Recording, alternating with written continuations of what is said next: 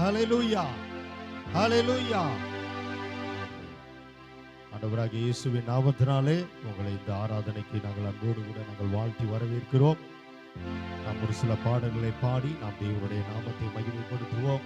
நாம் உற்சாகமாக ஆண்டவருடைய பாடல்களை அதனுடைய கருத்தின் ஆழத்தை உணர்ந்து பாடி நம் ஆண்டவருடைய நாமத்தை நாம் உயர்த்துவோம்.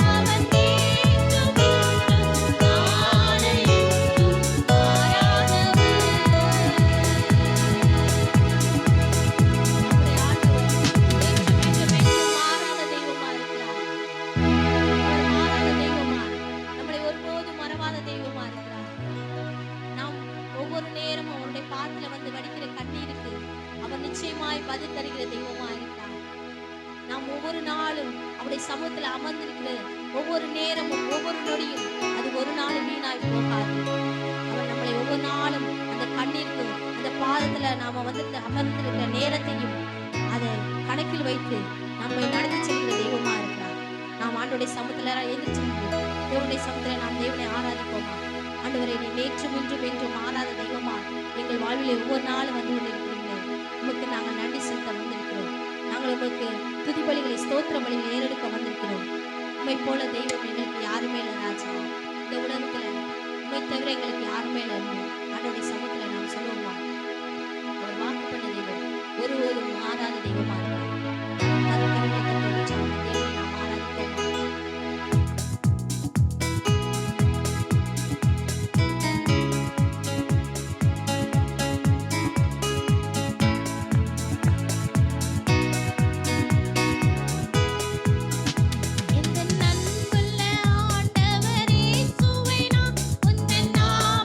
போற்றிடுவே எந்த அன்புள்ள ஆண்டவரே,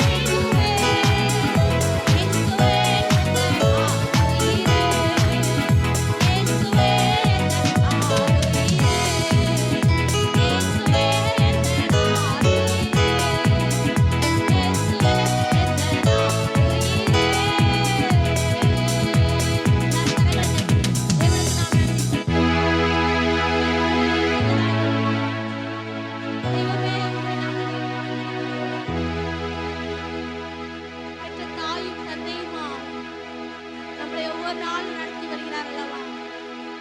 தாய் உன்னை மறந்தாலும், தந்தை உன்னை மறந்தாலும், உன்னை மறவாத தெய்வம் அவர் ஒருவர் தான். உனக்கு ஆறுதல் தருகிற தெய்வம், உன்னை ஆற்றுகிற தெய்வம், உன்னை தேற்றுகிற தெய்வம் அவர் ஒருவர் மாத்திரம்தான். இந்த உலகம் நம்மளை நேசிக்காது. பணம் பதவி இருந்தால் தான் நம்மளை நேசிக்கும். ஆனால் அதெல்லாம் வீண் என்று ஆண்டவர் சொல்லுகிறார். அவர் மாத்திரம் நம்மளுக்கு போதும் என்று சொல்லுவோம். ஆண்டவர் நீங்க மாத்திரம் எங்களுக்கு போதும் ராஜா. எங்கள் வாழ்வில் நீங்க இருந்தால் எல்லாமே எங்களுக்கு கிடைத்துவிடும்.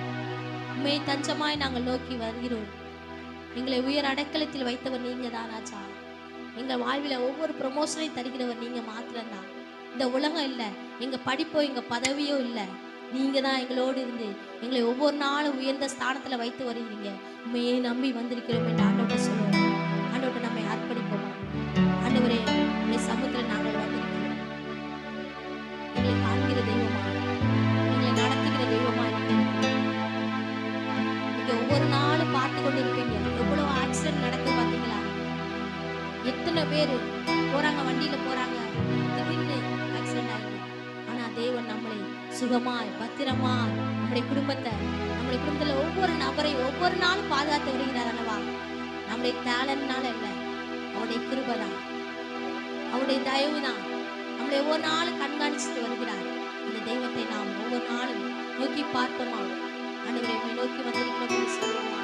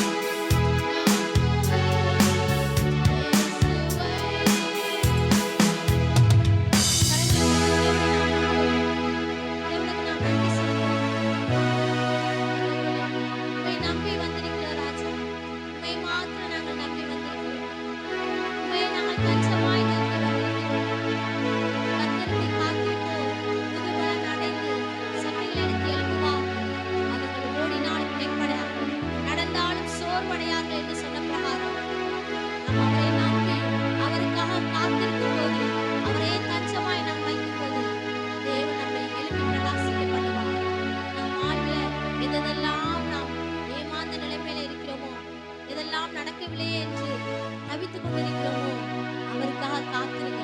அவருடைய வேலைக்காக நீங்க காத்திருங்க. அவருடைய வேலைக்காக நாம் பொறுமையோடு காத்திருக்கும் போது நிச்சயமாய் நம் வாழ்விலே அவர் எழுப்பி பிரகாசிக்க பண்ணுவார். அவரை நோக்கி பார்த்த முகங்கள் பிரகாசம் அடைந்தன. அவைகள் ஒருபோதும் வெட்கப்பட்டு போவதில்லை என்று சொன்ன தெய்வம் அவரை நோக்கி அவரை தஞ்சமாய் நாம் பற்றி பிடித்துக் கொள்ளும் போது அவரையே நாம் நோக்கி பார்க்கும்போது நிச்சயமாய் நாம் வாழ்வில் வெட்கப்பட்டு போகாத போது யார் மத்தியில நாம் தலைகுனிந்து நின்றோமோ யாரெல்லாம் நம்மளை வெறுத்தார்களோ அவர்கள் மத்தியில தேவன் நம்மளை உயர்த்த வல்லமையுள்ள தெய்வமா இருக்கிறார். அவரை மாத்திரம் நீங்க நம்புங்க. அவரை மாத்திரம் நீங்க தஞ்சமாய் பிடித்துக் கொள்வீங்களா? இந்த காலை வேளையிலே அவரையே நாம் நம்பி பற்றி பிடித்துக் கொள்வோமா? தேவன் நிமித்தமாய் நம்மை ஆசீர்வதித்த தேவன், நம்முடைய ஆராதனை ஆசீர்வதித்த தேவன், மீதியா இருக்கிற ஒவ்வொரு ஒரு பகுதியும் தேவன் ஆசீர்வதிக்க முடியாது. பிரதர் ஆனந்தன் பிரதர் வந்து ஜெபிக்கும்படி கேட்டுக்கணும்.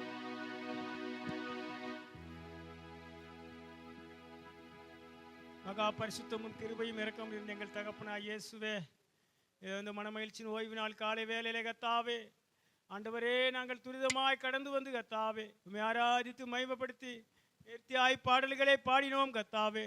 எங்கள் பாடல்களை ஏற்றுக்கொண்டைக்கா நமக்கு நன்றி செலுத்துகிறோம் தகப்பனே. அப்பா கத்தாவே ஸ்தோத்திரம் ஆண்டவரே. மீதியாக இருக்கிற காணிக்கை பேதை கத்தர் எங்களுக்கு ஆசீர்வதித்து தர வேண்டும் என்று செபிக்கிறோம் ஆண்டவரே. செய்தியின் வேலைக்காய் வருகிறோம் ஆண்டவரே. செய்தி கொடுக்கிற தாசரை மறைத்து கர்த்தர் வெளி